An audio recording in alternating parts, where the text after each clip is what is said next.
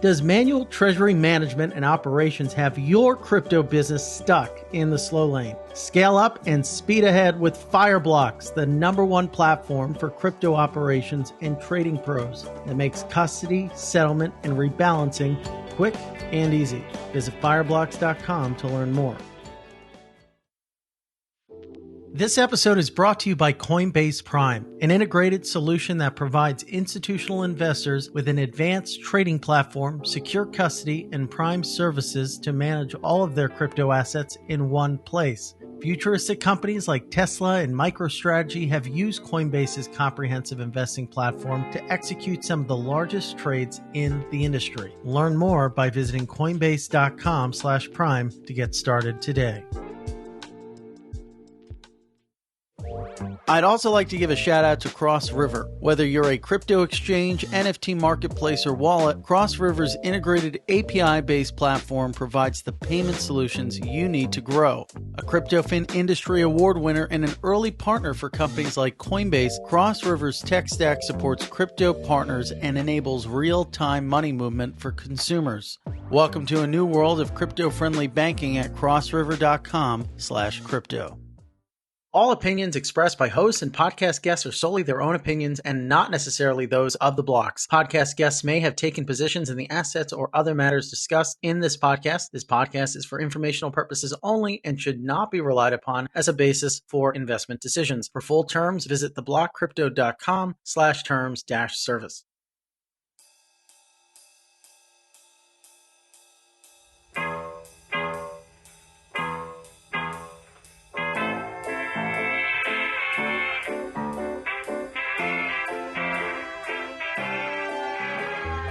Ladies and gentlemen, welcome to The Scoop. I'm your host, Frank Chaparro, editor-at-large at The Block.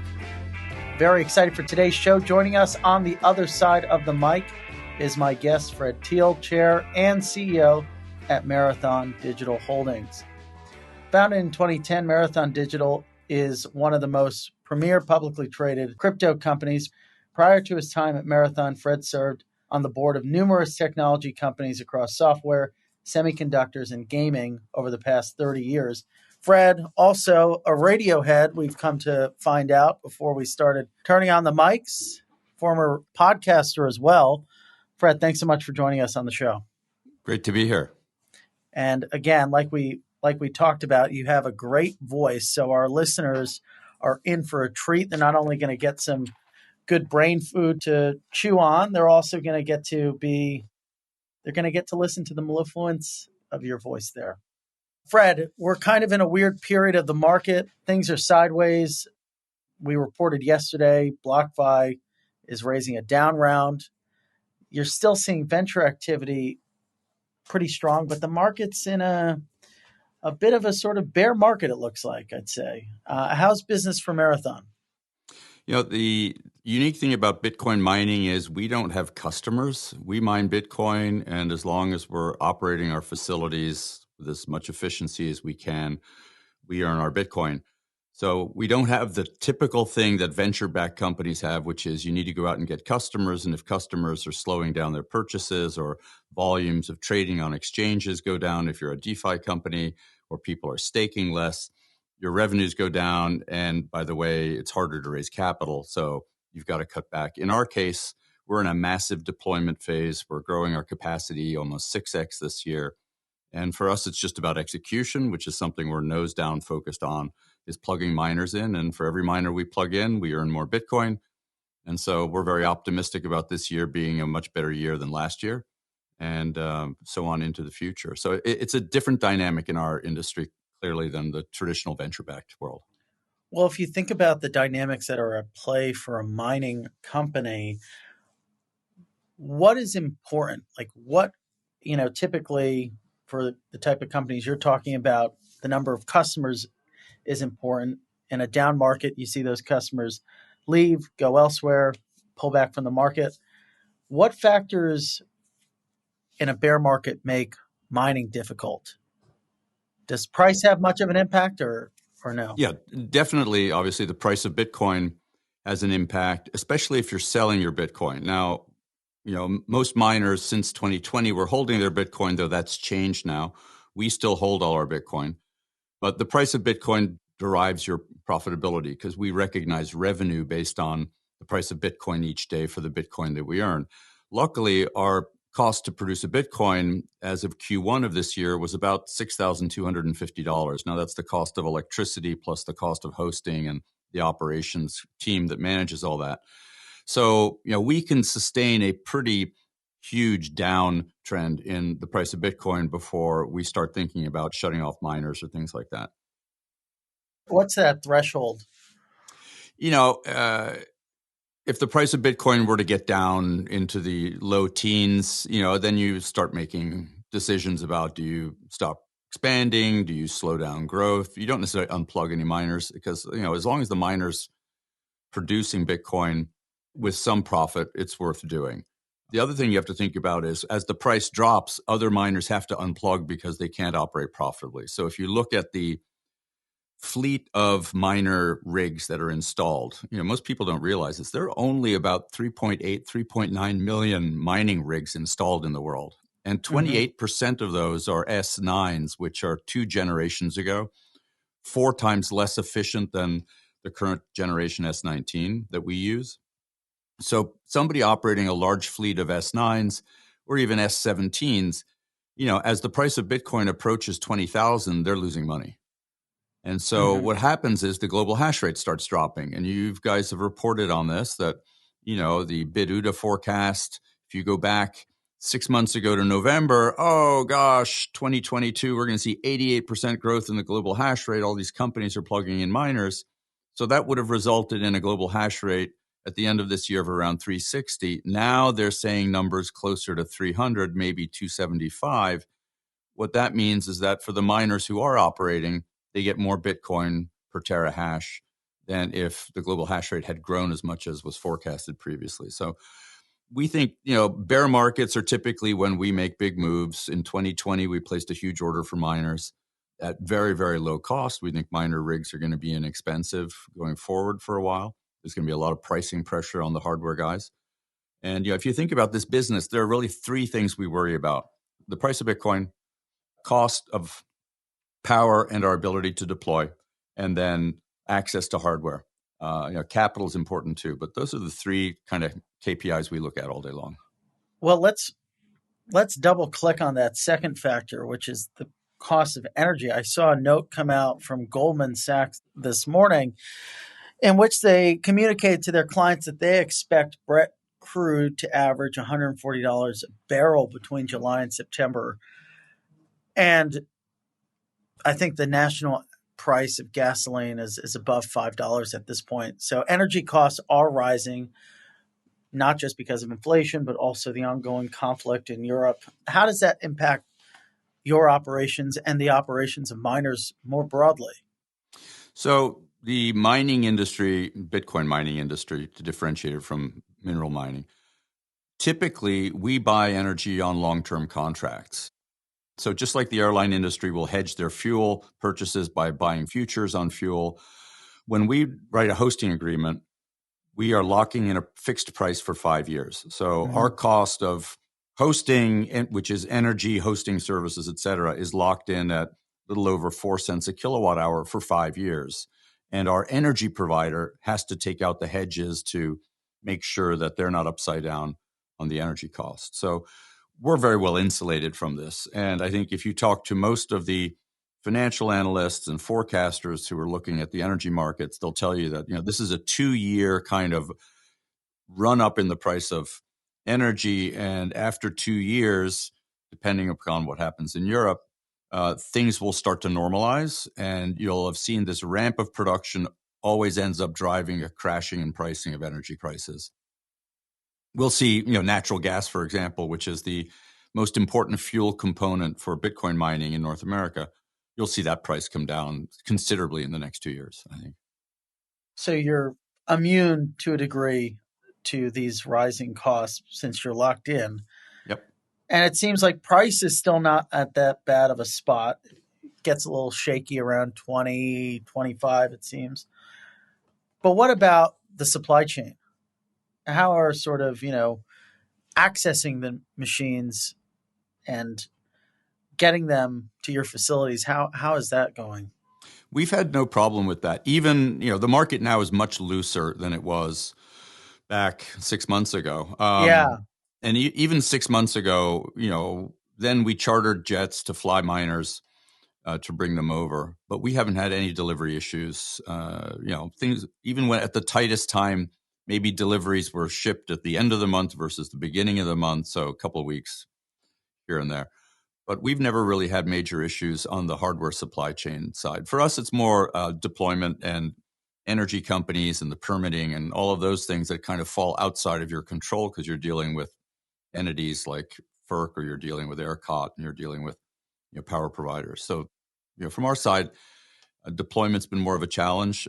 Hardware hasn't at all. And, the hardware market's only going to get looser as more and more miners start canceling orders or default on orders with the hardware guys.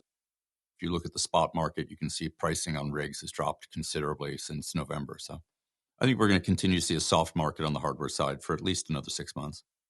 And what's the issues with deployment?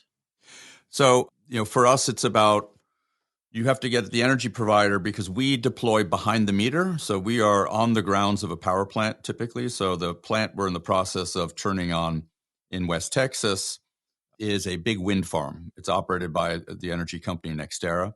We're basically have built a 4-phase data center around the base of this wind farm, and then we supplement with grid energy. And so you have contracting issues with the power company that took longer than expected. You have contracting issues between the power company and the grid operator that took much longer than expected. And you've got a last minute kind of issue between the power company and FERC and one of their lenders. That's just kind of prevented us from turning on miners. We continue to build the site. We continue to install miners. And so we're just really waiting to be able to flip the switch here, which is any day this week, most probably. And that Texas operation is going to result in your potential hash rate. I'm looking at a chart here, just exploding. Yeah, so it's the first, this site is the first of a number of sites that we're deploying over this year. And we're super excited about it. It's wind energy backed up by grid energy behind the meter. It's the largest behind the meter deployment of renewable energy in Bitcoin mining done yet. It's 280 megawatts, which is a huge amount of energy when you think about it. This is a facility that generates a little over 700 megawatts of power. If you think about a lot of people say, oh, well, miners are consuming all this energy. The bigger problem in Texas is not energy generation. There's lots of excess energy in Texas. It's getting the energy to consumers. The grid has congestion points.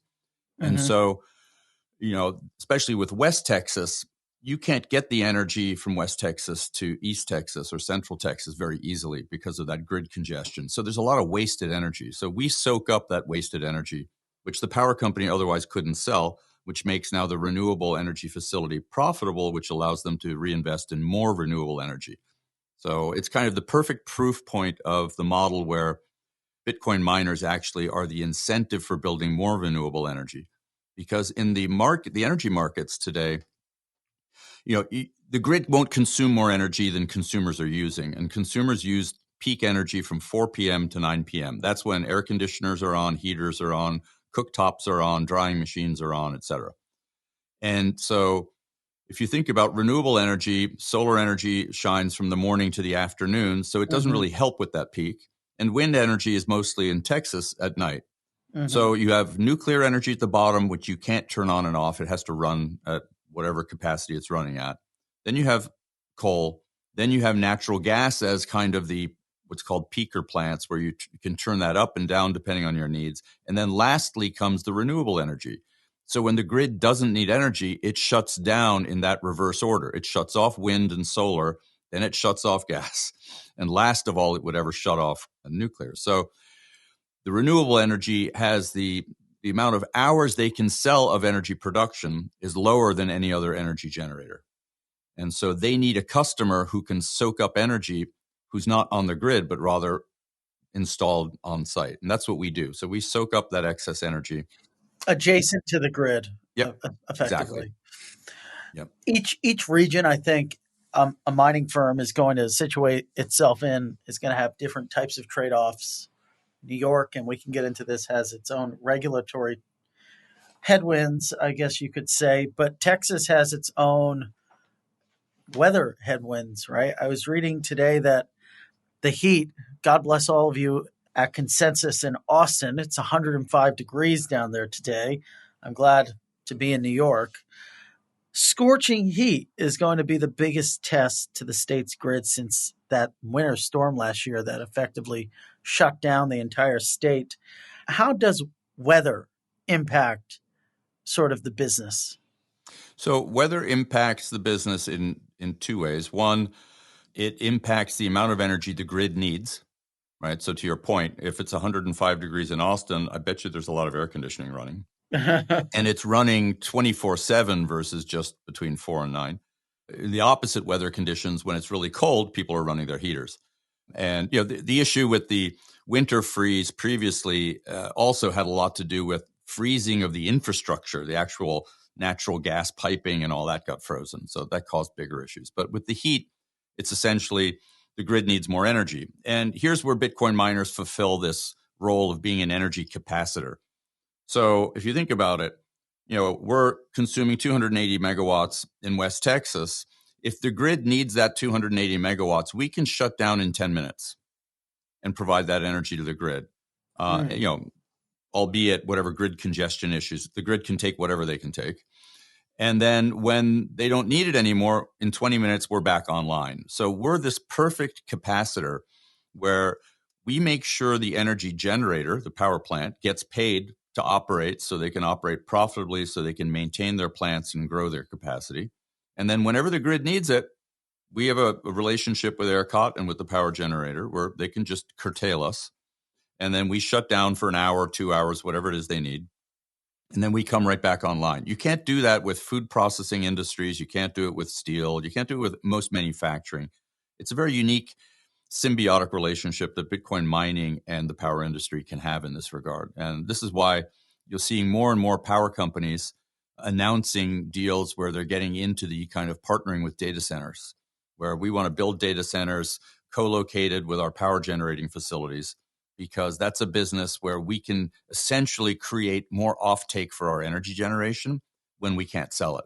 But it can't be like an Amazon data center or a Google data center that has to run 24/7, 365, and you can't interrupt those, right? If you interrupt Amazon's data center, Netflix shuts down, right? Airbnb shuts down, Disney shuts down. But a Bitcoin mining, you can shut down in 10 minutes. So what's the relationship between these data centers and the rigs themselves? So think of the data center as, in the Bitcoin mining world, it's not this sophisticated building with all this air conditioning and special security and all that, because we don't host any data that's of value. These are big fields of containers typically, or big warehouse-like buildings that have shelving in them with thousands of miners running, and essentially open airflow that blows through this building or through the container. And so where the high heat affects the mining industry is when the temperature starts getting into the 100-degree range, and humidity is also a factor, but you don't have that in West Texas. It's very dry there. Then all of a sudden you have to start shutting down miners just because they overheat. So the high heat, will impact productivity of miners. But when you balance it out over the course of the year, you can most probably, even with severe heat spikes and curtailment resulting from that, and then cold spells in the winter, you're still most probably over 90% uptime.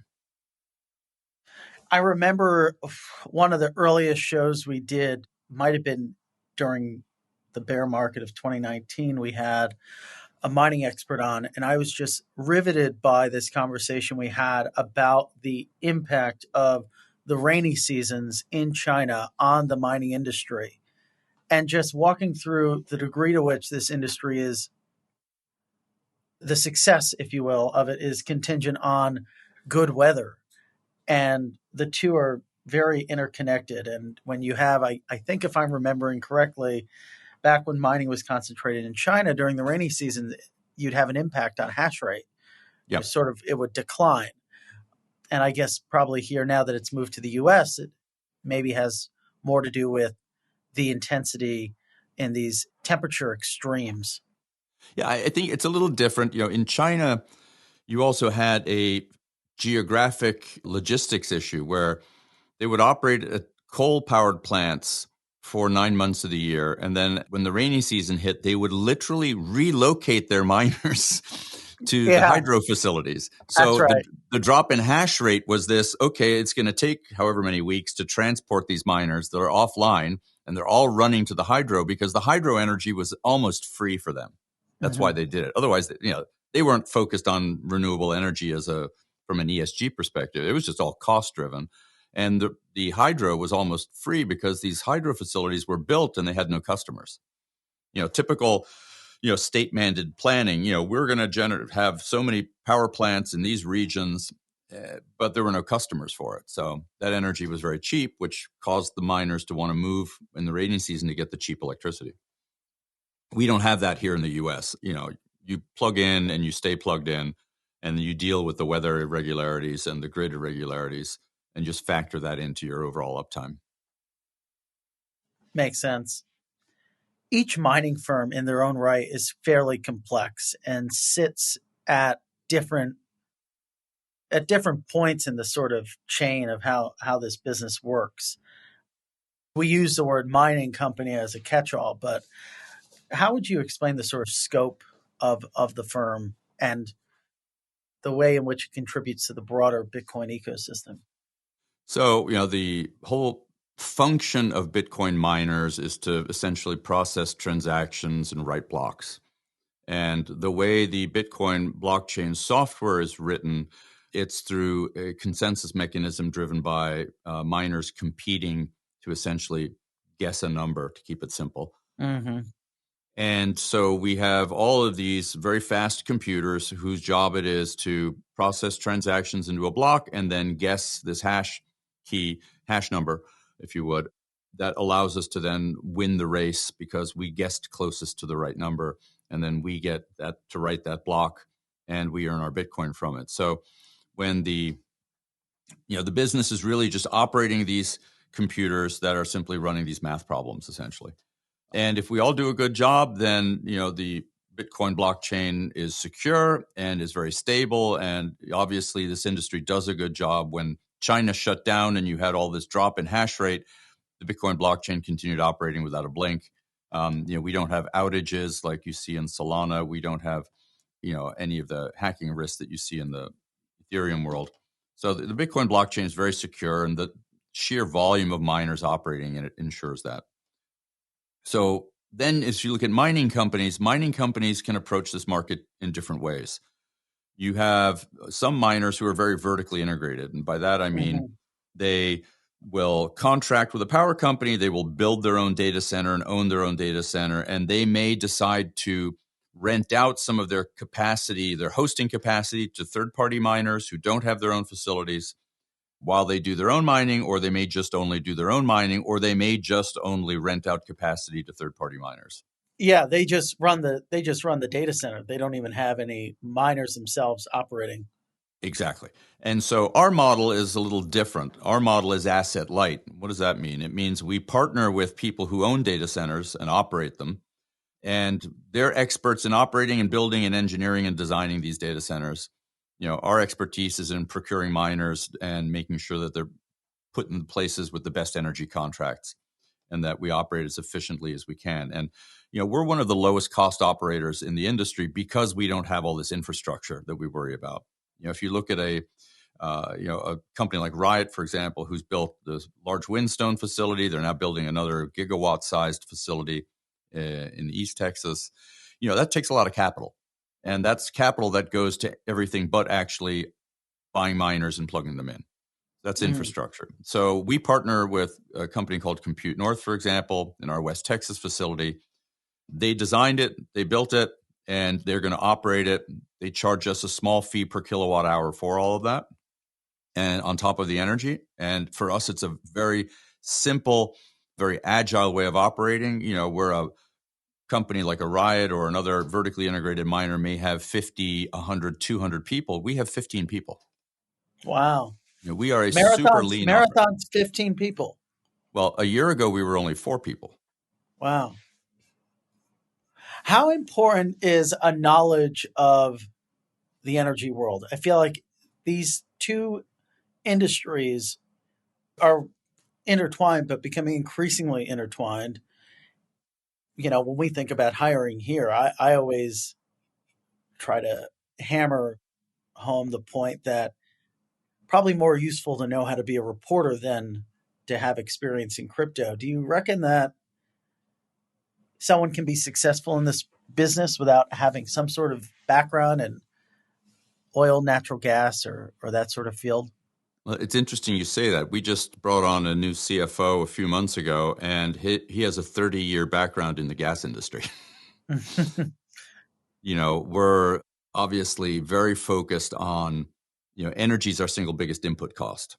So for us, it's very important that everybody who's involved in kind of the planning and the contracting of our deployment is very savvy regarding energy contracts, the energy markets, how to operate and run and design these facilities. While we don't necessarily design and build the facility, we have to have all that knowledge anyway so that we can do it. It's Yeah. kind of, think of it this way. Amazon typically doesn't construct their own warehouses, right? They farm that out to companies who are big commercial developers who do that. Now, they're very involved in the specifications and the design and all that, as are we with our data centers. But we let other people build them, operate them, and then we just pay them a fee on a per kilowatt hour basis for it. So for us, all of our CapEx is focused on deploying into miners versus infrastructure and other things. Having trouble keeping pace with the crypto boom? When your business is scaling up and your portfolio is growing, you don't want to waste precious time on manual treasury management or settling and rebalancing. Fireblocks can handle that for you with smart, scalable solutions for your crypto business, along with industry-leading security and expertise. They'll take care of the back end so you can focus on the big picture. Visit fireblocks.com to learn more.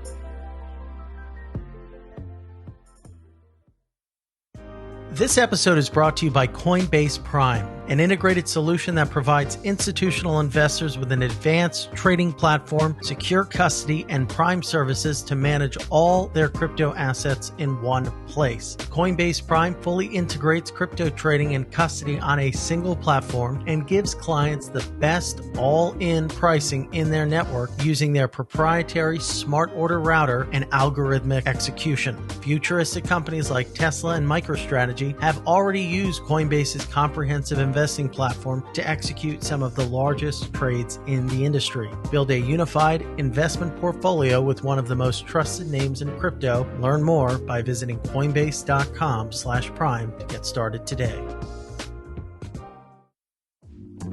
This episode is brought to you by Cross River. Building the next big thing in crypto? Then it's time to get your fiat on and off ramp solution from Cross River. Whether you're a crypto exchange, NFT marketplace, or wallet, Cross River's integrated API-based platform provides the payment solutions you need to grow. Cross River is powering the future of financial services. A CryptoFin industry award winner and an early partner for companies like Coinbase, Cross River's tech stack supports crypto partners and enables real-time money movement for consumers. Welcome to a new world of crypto-friendly banking. Request your fiat on and off-ramp solution now at crossriver.com/crypto. Okay, let's maybe move on to the topic du jour, which is this bill that passed through the New York Assembly that would effectively implement a 2-year moratorium on Bitcoin mining, which would effectively prevent the expansion of certain carbon-based crypto mining operations. Republicans argued that the bill was anti-tech, would send the wrong signal to the industry, but it passed with a vote tally of 95 in favor and 52 against, probably tied to what is perceived to be a negative environmental impact.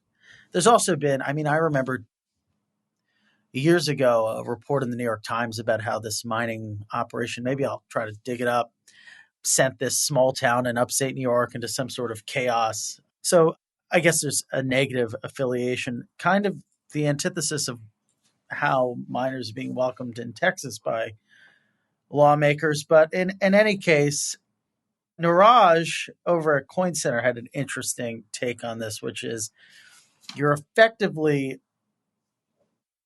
maybe not for the first time, but certainly the most public display of saying what you can use power for in terms of the perspective of the open internet, right? It would be equivalent to, shutting down a data center if sort of those data centers were powering Netflix, to your point, and we decided one day we don't like Netflix. What do you think of this situation? Well, I don't think we have enough time in this podcast, but I'll share my high level thoughts. So if you read the beginning of the bill, it says that this bill is designed to help support New York achieve its carbon emissions target of 2040, I think is the year they're targeting, right? Mm-hmm. And so in theory, they don't want fossil fuel generation to expand. They ideally would want it to reduce. So why, firstly, pick one industry? And by the way, this is only fossil fuel used behind the meter. So I can be a Bitcoin miner according to the law. I can add lots of capacity if I can buy it on the grid. New York's not prohibiting me from doing that. What they're prohibiting me from doing or putting a moratorium on is if I have a gas plant or a coal-fired plant that has been offline that I now reinvigorate, right? Bring back jobs, do all the things that happen when you reinvigorate a power plant. That I can't do. Got it. Now, if it's a hydro facility, I can do it. If it's wind, I can do it. If it's on the grid, I can do it. So the strange thing is, if what you were trying to do is say Bitcoin mining is bad for power consumption because we have communities that go without power and have to buy in the spot market, and so therefore we don't want Bitcoin mining, that would be one thing. There would just be a moratorium on Bitcoin mining. If what you don't want is gas-fired and coal-fired plants turning back online, then just put a moratorium on putting gas-fired plants and coal plants back online.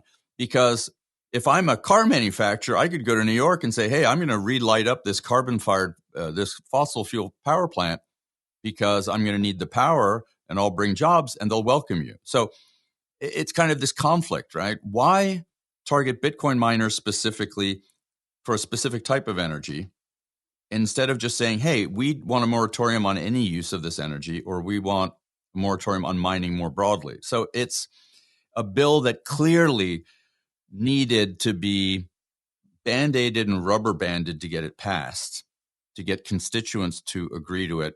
This, if I understand it right, this was in one committee and at the 11th hour was finagled into a different committee so it could get on the floor before the session ended for recess. So what that tells me is there's a lot of political shenanigans going on. There's certain parties who really want to see Bitcoin disappear because it would help their blockchain more. And, they're funding a lot of efforts in the whole kind of FUD around Bitcoin mining. And I think, it's the first shoe to drop. But I think, the unfortunate thing for the state of New York is that this essentially is turning off the state of New York from any Bitcoin miners wanting to do stuff there. And the Union of Electrical Workers came out against this bill because of the jobs that Bitcoin mining creates in the state of New York. And, once somebody makes a move in one direction like this, because we're an industry where we invest for long periods of time, 5 to 10 year periods, I don't want to take the risk of doing anything in New York because of the political environment there. It's like I wouldn't want to set up a Bitcoin mining operation in California necessarily because of the risk, because the energy grid in California is so unstable also. Sure. But Texas, North Dakota, South Dakota, Wyoming, Georgia, et cetera, there are lots of states that are welcoming Bitcoin miners that have excess energy. They understand the tax dollars Bitcoin mining brings. They understand the jobs Bitcoin mining brings. And they understand what it does to these communities where, you had big industrial plants that shut down as the U.S. offshored these industries that now can embrace Bitcoin mining and bring back jobs. And just to be clear, this did pass then the Senate late last week. I think it was in the wee hours of the night. And so now we're kind of waiting for the governor to make the final call to either sign into law or veto it. You were quoted in an article in CNBC talking about the moratorium, and at the top of this story, they cite New York State Assembly member Anna Kelly's, who said that it's important to understand that this is not a ban. And then I guess she mused, it's like a 3-page bill, so it'd be wonderful to just have people read it, but it often ends up being an interpretation based on emotions. You don't sound very emotional, Fred. Is she just, blowing smoke? Well, we could talk about politicians and what they do, but I'll just quote, Mr. Munger, that look for the incentives and you know how people will act. Obviously, certain politicians are incentivized to support this, whether that's political contributions or currying favor, or whatever it might be. I'm not inside their minds, so I couldn't tell you. But I think that the bill is very clear. It's a moratorium specifically on Bitcoin mining, specifically on fossil fuel use, specifically on behind the meter. If you wanted to reduce Bitcoin mining in the state because of the amount of energy it uses, put a moratorium across the board on all energy types and energy sources, grid, behind the meter, whatever it might be. I think some people might look at this and think, well, this is a good thing that they're not doing a complete ban across energy types. Why would that be your preference? Well, no, my preference would be that if fossil fuel use, which is in the preamble to the bill, it's all about meeting the 2040 targets for the state, then look at the fossil fuel use and simply say, hey, we don't want any fossil fuel plants that have gone offline to come back, period. Because what you're effectively doing is it's only Bitcoin miners who bring these back online that are an issue, right? As my previous example, if I'm a car manufacturer, if I'm a fertilizer manufacturer, I can go get this power plant put back online and I'm not helping the state. I'm actually making it worse. But they didn't put a moratorium on across a blanket moratorium by industry. They basically just said Bitcoin mining. So it clearly, my assumption is, A, they couldn't get it passed if it was a blanket Bitcoin mining ban. Well, totally. And imagine if they went out and said that we're going to put a moratorium on all data centers, whether they're owned by Amazon or Google, that use this type of energy source. That would never happen.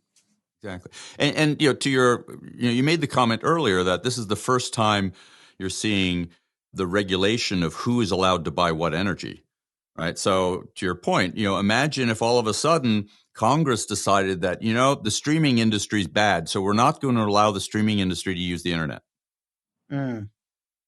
It's kind of something like that. So how do you see this impacting Bitcoin miners in the United States? Well, they'll obviously avoid New York State. But, again, go back to the China issue. China banned Bitcoin mining. All that mining moved. If the U.S. government were to ban Bitcoin mining, which is not something I think they're going to do, Bitcoin mining would move somewhere else. Bitcoin is a very big asset class, and mining is a transportable business. We can move wherever we have to move, provided we can get access to energy. And the industry has grown big enough and has enough capital now. So it's getting to the point where Bitcoin miners, if they wanted to, could very easily just partner directly with energy companies in other countries. Kenya, for example, has 17 gigawatts of excess geothermal energy. So totally green geothermal energy with no offtake for it. That's a place where, if you're okay with rule of law, the stability of that energy generation, that's a place I guarantee you will see lots of miners going. The Middle East, where you have an asymmetric energy use, right? In summer, for example, in the United Arab Emirates, they generate 4 gigawatts of power, but in winter, they only need 1 gigawatt of power. So for a good period of the year, you've got all this energy that they can't sell. And Bitcoin mining is a perfect opportunity there. And the UAE is actively pursuing developing the Bitcoin mining industry within the member states. I think you're going to see this all over the world, where countries that have inexpensive energy are going to try and look at building out Bitcoin mining because it's a supplemental consumer for their excess energy, and it's a load balancer. I'll give you another great example. We're talking with a company that has a project to build essentially a cruise ship port in a part of Alaska that's fairly remote, where the cruise ships would come, basically plug into shore power for 8 hours, and then get serviced and then go back out to sea. But they would only use this for a few months of the year. And the operator of this cruise ship port, one of the requirements from the cruise lines is it has to be renewable energy. So they're evaluating building a hydro generation facility. The problem is, how can you justify the investment in a hydro facility if you're only going to sell power 8 hours a day for a few months of the year? Well, we had a discussion with them and said, you could do Bitcoin mining the rest of the time. It's clean energy. Bitcoin mining would provide consumption, which would help finance the building, because it's really hard to go to a bank and say, I have a customer for 8 hours a day for a few months of the year. But you could get financing if you said, I have customers 24/7. Plus, when the cruise lines are in town, I can shut down my mining, sell the energy to the cruise lines, and then turn it back on when they're gone. So I have revenue generation 24/7, 365. That's an easy project to get financed. So that's where that symbiotic relationship between miners and asymmetric energy use work really well. Kind of filling in those gaps. Yeah, exactly. This is probably one of the biggest misunderstandings about Bitcoin mining generally, that it is just this leech on the grid, on our natural resources. And in many ways, it's kind of stepping into, in some instances, they'll just have to burn this power anyway in certain areas. And that can, I think there was one firm that we spoke to that effectively set up next to these flaring sites. And instead of it just being burned into nothing, they harness that energy. And there's a lot of stuff like that going on, Yep. which, is a net positive. Yeah, I mean, there's a company in Pennsylvania, a Bitcoin miner, who essentially takes coal tailings, which are the leftovers from coal mining, which, if you don't deal with it, leaches into the soil, it pollutes the water, it creates all sorts of gases that are really bad. They're taking those coal tailings and processing them so they can use that to generate energy with very low pollutant factor, and essentially cleaning up all of these coal tailings. And it provides a great service. But, again, the press doesn't really write about that. As in a world today where you have to get people's attention, you need kind of some headlines that'll get people to click on news stories. And it's always easy to demonize something and get people to kind of focus on that. We'll have to make the headline of this show, Fred Thiel demonizes anti-Bitcoin crusaders. Wow. That'll get some clicks. So, sir, what are you most excited about as we get to the middle of the year? We've got another, we're halfway through the year. What are some of the big projects that you have underway that we haven't talked about? Yeah, we're focused on deploying. We're growing, sixfold, as I mentioned earlier, and we're just nose to the grindstone, focused on plugging miners in and getting energy turned on to those miners, and that's the only thing we're focused on. And as we come around to this time next year, we'll be running 20 plus exahash, 23 exahash of mining capacity, and we'll continue to grow that as the market allows. And what I mean by that is, if there's a major crash, we may slow down our expansion, or we may accelerate it. It all depends on the market dynamics. When machines are inexpensive and power is readily available, that's when it makes sense to grow. And that typically happens in environments like the one we're in right now. Well, it should be exciting to follow and watch. Fred Thiel, thanks so much for stopping by the show to chat with us. Where can our listeners learn more about you and what you're doing at Marathon? Marathon's website is marathondh.com. So marathondh.com. That's for Marathon Digital Holdings. You can find out all about us there, and you can contact us there as well. We're also on Twitter and, all the other services as well. All the other sites. Well, thanks again for stopping by. Great. Thank you. The Scoop will be back for you again with another great guest. Have an awesome day.